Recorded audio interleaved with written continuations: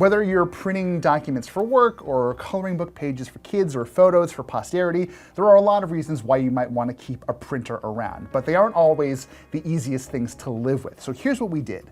We asked some of the biggest printer companies in the world to send us machines that they would recommend for general home office use to their best friends, people who would kind of take it personally if they were recommended a product that did not work particularly well. They sent us machines to test. Here are the ones that we found living with the easiest. So we can't talk about printers without talking about HP, and this is what they sent us, the HP Envy Inspire 7955E, which is a bit of a mouthful, but on the whole, this thing does perform reasonably well. Black and white prints came out pretty quickly. The flatbed scanner does in a pinch. HP also really likes to push its Instant Ink program, which is kind of a monthly subscription for printing, but not in the way that you would think. Instead of giving you some sort of deal on a recurring rate for printer cartridges, they actually ask that you figure out what your monthly printing needs are, and they set you up with a subscription based on the number of pages you expect to print per month, which I don't think I need to tell you could vary generally pretty wildly depending on what your situation is,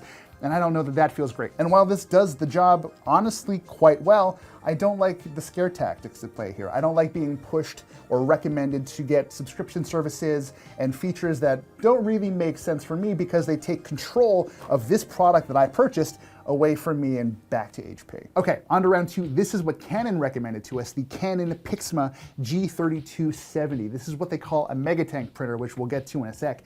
And even though it's not as great a printer compared to the HP in some ways, which again, we'll get to, I like this a lot more just because of the way Canon kind of thinks about printing and how consumer friendly it should be. So for one, I mentioned this is a Megatank printer. What does that mean? If you crack this thing open, we've got individual reservoirs for colors and black ink. Canon says that should get you about 6,000 black and white pages just from the ink that's in the box when you buy this thing.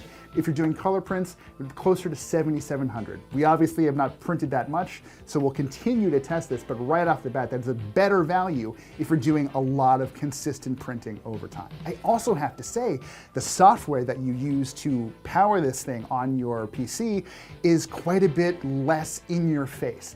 It kind of walks you through the process with sort of handy on-screen guides, and it doesn't ever really try to upsell you. Brother didn't send us a printer to try out, which is actually kind of okay because this is mine. This has been maybe the least fussy, most reliable piece of technology I've used in quite a long time. I have had this for 3 years. I replaced the toner cartridge in there just once. That was last year after 2 years of pandemic moving documents and shipping labels and all of this stuff.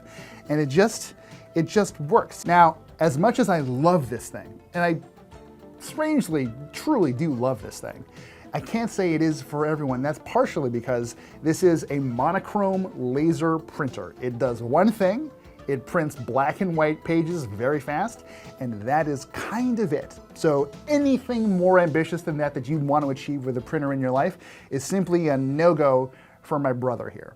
Obviously, we have not tested every printer in the world, nor could one person realistically do that, but I think I've got a pretty good sense of just how these companies think about printing based off of these recommendations.